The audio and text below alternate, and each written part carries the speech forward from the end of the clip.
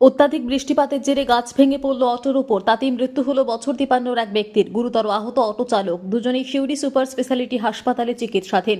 হাসপাতাল সূত্রে জানা গিয়েছে, মৃতের নাম ননীগোপাল ব্যাপারী। তিনি সিউড়ি 1 নম্বর ব্লকের করিথা গ্রামের বাসিন্দা।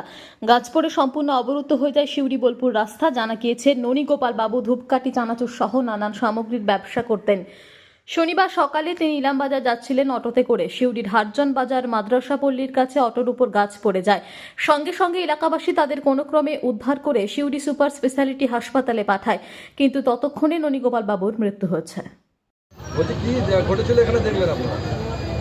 মোটামুটি 10টার সময় বৃষ্টি পড়ছিল।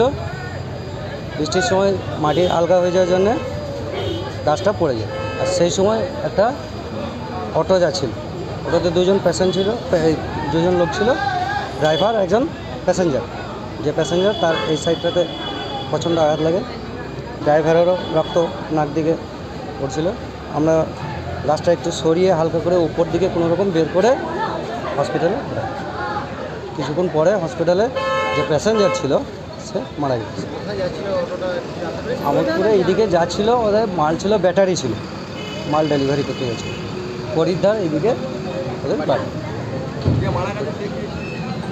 মারা গিয়েছে ও প্যাসেঞ্জার, হয়তো কোনো ডিস্ট্রিবিউটারের মাল হয়তো সাপ্লাই দিতে যাচ্ছিলো, ডেলিভারি দিতে যাচ্ছিলো। এইটুকু।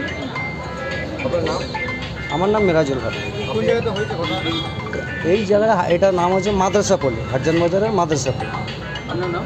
মেরাজুল হক।